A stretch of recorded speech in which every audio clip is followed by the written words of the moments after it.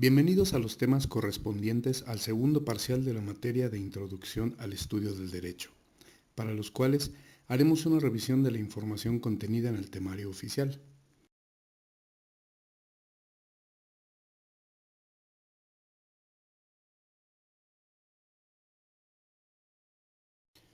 En el tema 6, Formas de creación del derecho, veremos el concepto y la clasificación de las fuentes del derecho, la distinción entre fuentes formales y fuentes reales, cuáles son fuentes formales y fuentes reales, además de las fuentes históricas. Comencemos.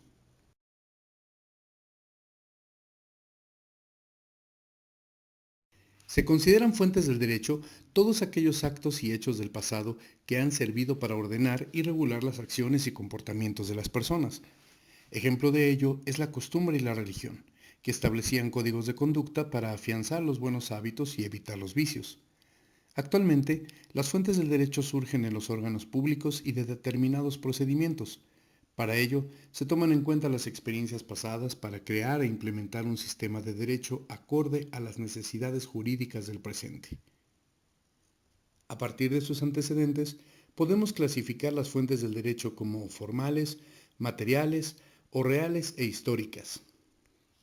De las fuentes formales se desprenden la legislación, la costumbre, la jurisprudencia y la doctrina. Estas fuentes pueden ser diferenciadas de acuerdo con su origen específico, por el que la doctrina clásica distingue como fuentes históricas, fuentes formales y fuentes reales.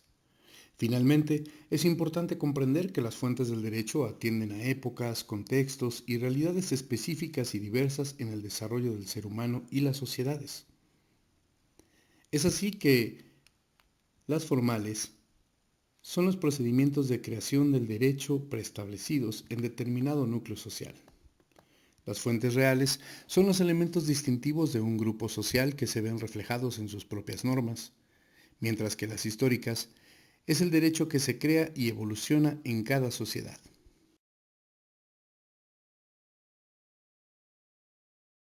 Fuentes históricas. Se refieren a todos los documentos, obras literarias, tratados científicos o testimonios de carácter jurídico o no que evidencian cómo los pueblos o comunidades se organizaban y establecían normas. Estas normas son las que ahora sirven de ejemplo para la creación de nuevas leyes. Dos ejemplos de ellos son el Código de Hammurabi, de la antigua Mesopotamia, o la primera Declaración de los Derechos del Hombre y el Ciudadano, en 1789.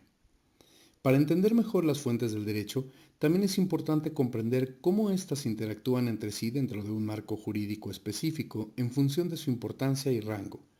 La importancia y el rango de cada una será fundamental para aplicar o crear leyes y normativas o de establecer sentencias. De ahí que existan leyes que pueden generar la prelación de otras. La Constitución.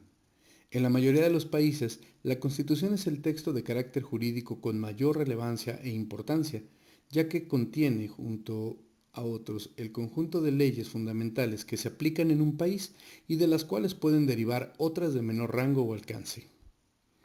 Tratados internacionales. Conforman el derecho internacional y se encargan de regular las relaciones políticas, económicas, sociales y culturales entre los estados con el objeto de mantener la cooperación, negociaciones y demás relaciones de carácter internacional. Leyes formales.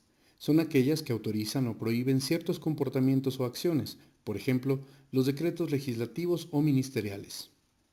Jurisprudencia se refiere a la interpretación de las leyes y normativas que resultan confusas o ambiguas, por lo cual se discuten en el Tribunal Supremo o Tribunal Supremo de Justicia. Costumbre. Con el menor grado de jerarquía de las fuentes se encuentran las costumbres, entendidas como aquellas conductas que se tornan hábitos sociales o modelos de conductas. Se trata de normas creadas e impuestas por la sociedad, por lo cual el análisis de sus criterios se efectúa a partir de la jurisprudencia y la doctrina. Para el tema 7, revisaremos las teorías del derecho, desde la noción de teoría, la misión epistemológica y práctica de la teoría jurídica, diversas teorías del derecho y sus perspectivas.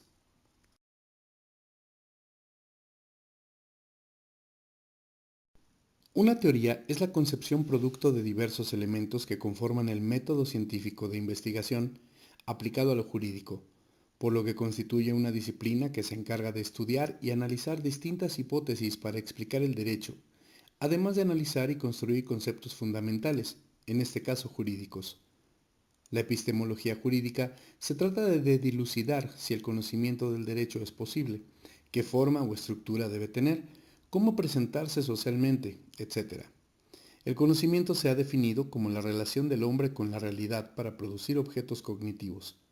En la actualidad, la aplicación del derecho tiene parte central con su interpretación y la argumentación jurídica, que son corrientes de pensamiento y teorías originales que confluyen en la interpretación jurídica. Para aquellos interesados en profundizar en el tema, pueden acceder al link que ven abajo, donde encontrarán una explicación a profundidad y relacionada a la praxis del derecho.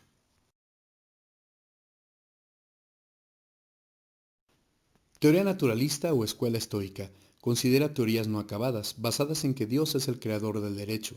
Es universal, intrínseco, justo, válido e inmutable. Teoría positivista, escuela analítica, considera el derecho como un mandato formalmente justo y válido, valorativo y particular, y es el Estado el único facultado para hacer valer la norma. Teoría histórica. Consiste en que el derecho es producto de las fuerzas voluntarias como fenómeno histórico, producto de la cultura, el poder y la ética. Teoría pura del derecho. El Estado y el derecho son sinónimos. Estudiar la jurisprudencia en una forma pura, alejada de todo ajeno. Formula la pirámide de Kelsen para ordenar normas, ya que tiene como objetivo el análisis del ordenamiento jurídico. Teoría de los dos órdenes. Por encima del derecho positivo debe existir el natural, ya que no se contraponen, sino que se complementan, constituyendo el derecho perfecto. Teoría marxista. El derecho es producto de las fuerzas económicas desde la lucha de clases, que determina el derecho no debe aplicarse de la misma forma, pues existen marcadas diferencias entre los dueños de los medios de producción y de la clase proletariada. Teoría sociológica. El derecho debe adaptarse a las consideraciones sociales climatices del territorio, mismo para todos, puesto que las necesidades varían, es decir, que deben tomarse en cuenta las condiciones generales de cada lugar. Teoría realista. Principal objeto de estudio son los tribunales. Considera el derecho el conjunto de decisiones que generan los jueces al resolver litigios, por lo que se debe aplicar a la conducta real social, que el derecho es aplicable solo cuando recae un hecho concreto a la sentencia.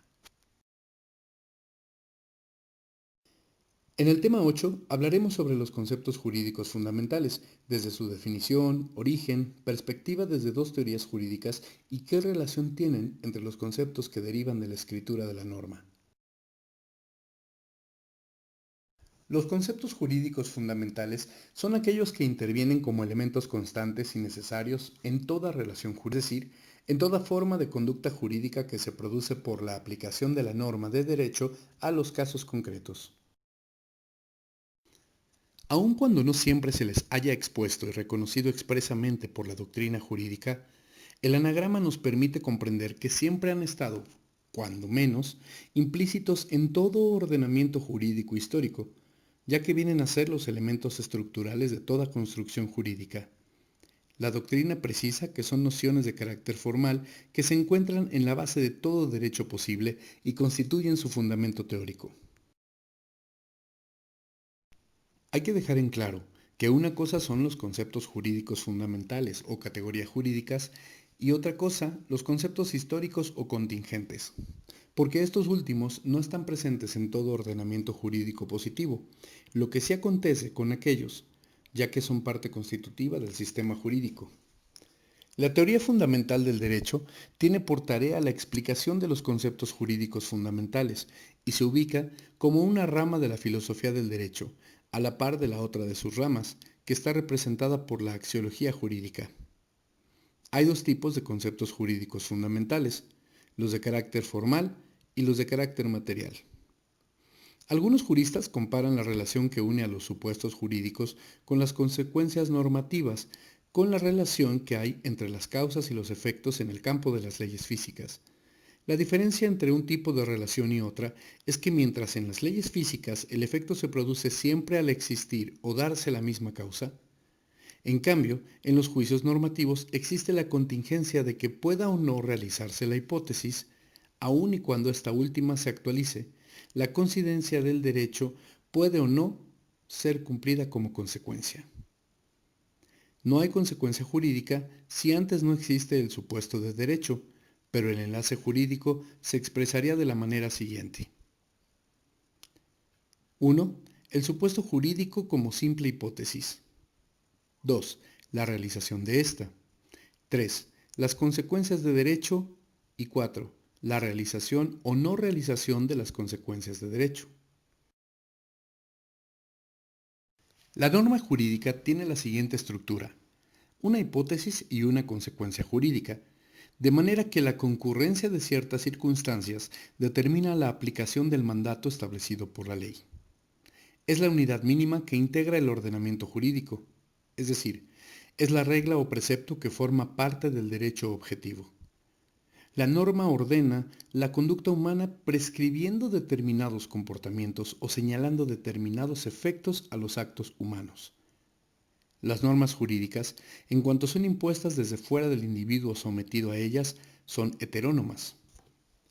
Toda vez que las normas o reglas jurídicas se refieren a la conducta de una persona en relación con otra u otras personas, se dice que se caracterizan por su bilateralidad, y en tanto la aplicación de las normas está garantizada por la actuación del Estado, se dice que aquellas se caracterizan también por su coercitividad.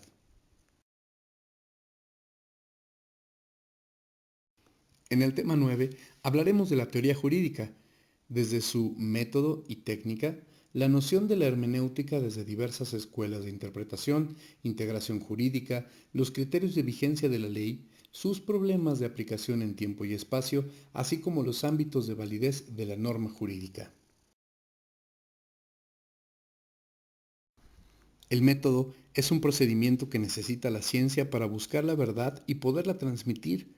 Lo que nos interesa es el derecho y se verán muchos métodos que podrán tener los mismos fines: buscar la verdad. En la cuestión gramatical se alude al método analítico, que consiste en la separación de un todo para estudiarlo y conocer los principios elementales, mientras que el método sintético es la composición de varias partes para estudiar un todo. El método es la manera de proceder, el procedimiento o camino, orienta acerca de la manera de actuar, mientras que la técnica es una conducta actual y real de seguimiento al método establecido. La técnica se amplía con mecanismos, herramientas, instrumentos, habilidades, etc.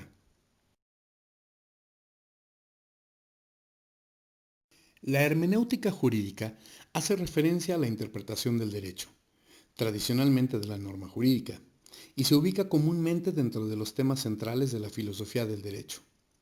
No he tratado de esta disciplina sin abordar, aunque sea someramente, el tema de la interpretación. La hermenéutica del derecho, por lo mismo que es una forma universal de comprensión de lo jurídico, ofrece los rasgos de una doctrina filosófica del derecho, en la que se dilucidan los temas referentes al conocimiento jurídico y a la regulación práctica de comportamientos. En consecuencia, desde el principio queda descartado entender la nueva hermenéutica jurídica como una nueva metodología o como una propedéutica al estudio de la ciencia jurídica. Su nivel de conocimiento es filosófico. Métodos y técnicas en diversas escuelas de interpretación. Miguel Villoro Toranzo menciona desde la teoría general del derecho tres pares de métodos: el método analítico junto al sintético, el inductivo con el deductivo y el empírico o sintético. Por su parte, Luis Ponce de León Armenta menciona el método intuitivo como aquel en el que se aprende directamente del objeto a conocer espontáneamente.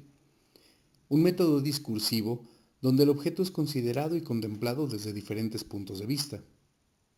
El sistemático es ordenado coherentemente en los conocimientos. El analógico o comparativo compara fenómenos y establece semejanzas y diferencias. El método histórico se caracteriza por la experiencia obtenida en el pasado. mientras que el método científico resulta fundamental en la ciencia, donde se instrumentan con la concurrencia de todos los métodos. El método fenomenológico llega al conocimiento de las cosas en sí mismas, mientras que el método mayéutico es el diálogo en el que se pretende averiguar mediante preguntas y respuestas. Fritz Schreyer dice que el método es la determinación del objeto jurídico. Por su parte, Hans Kelsen habla del método denominado de la teoría pura, en el que se separa el contenido de la norma de la forma del precepto jurídico. Paul Vander habla del método teleológico, que aleja el peligro de la arbitrariedad del juez.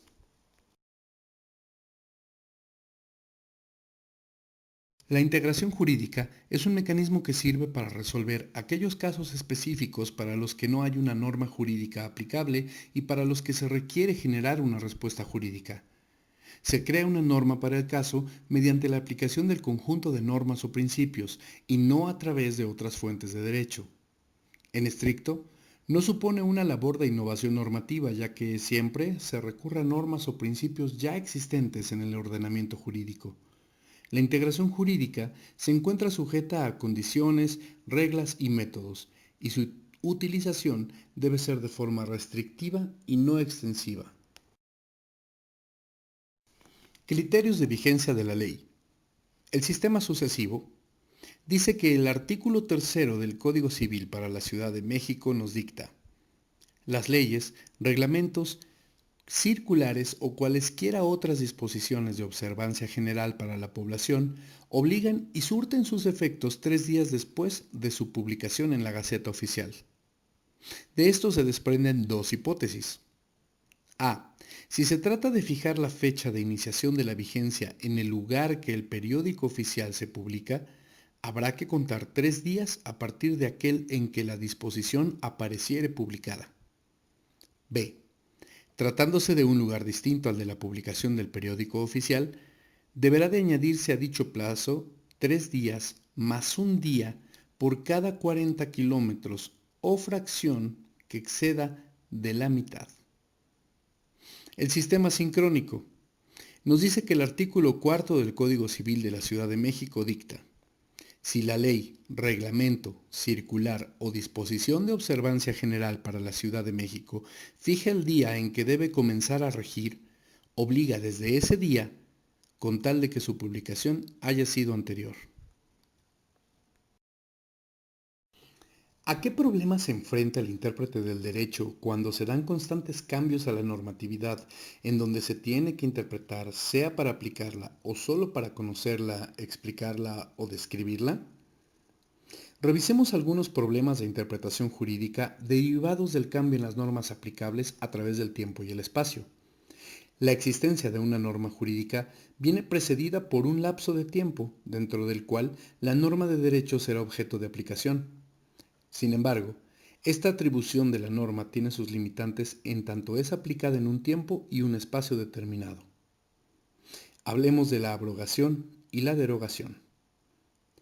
La abrogación es el desuso, la costumbre, la ignorancia o práctica en contrario de una ley. No significa que pueda ocasionar su abrogación. La abrogación puede ser expresa si una ley declara terminantemente la abolición de otra anterior, o tácita, cuando la nueva ley, sin derogar expresamente la anterior, contiene disposiciones contrarias a esta. Se abroga una ley cuando se elimina en su totalidad. No así derogar, que denota simple alejamiento, sin implicar totalidad, y se entiende que se deroga una ley cuando se quita una parte de la misma. Es decir, que la derogación es, por lo tanto, la acción contraria a la promulgación. La derogación puede ser expresa o tácita.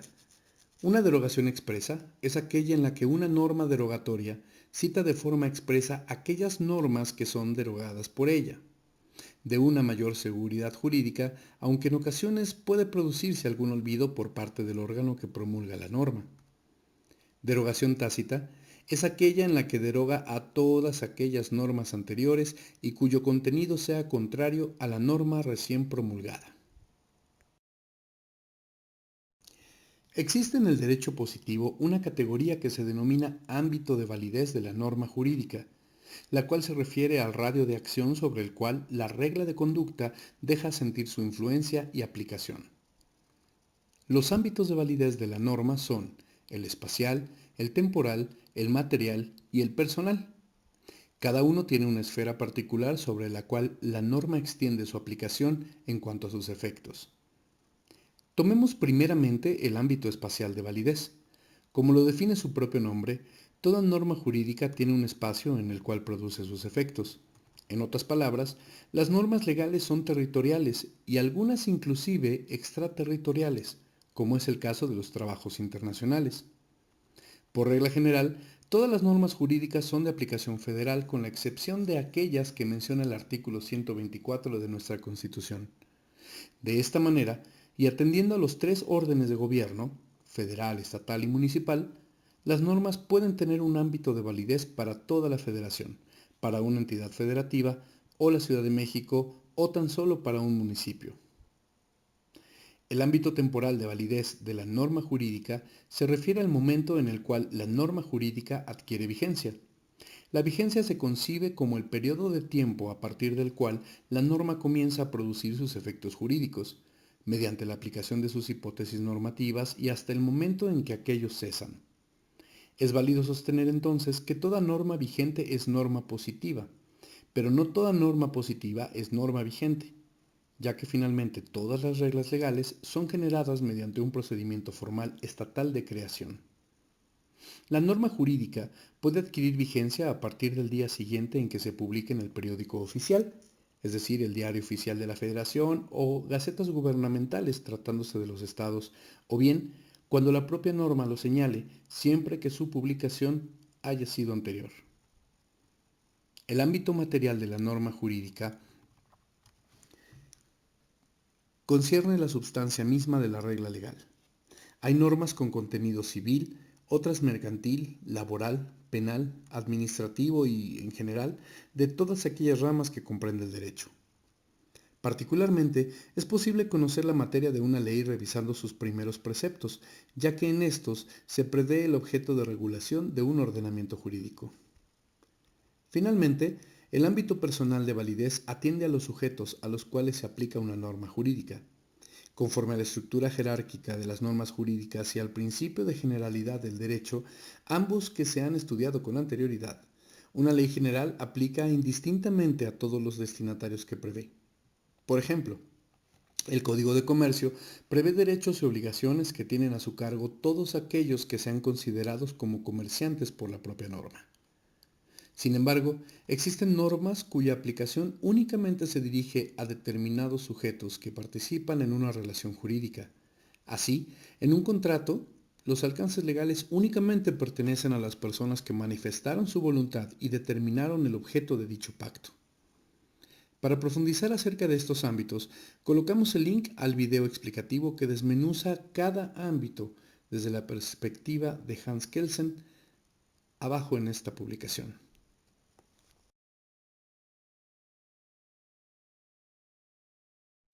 Espero que el contenido de este material haya sido de su agrado.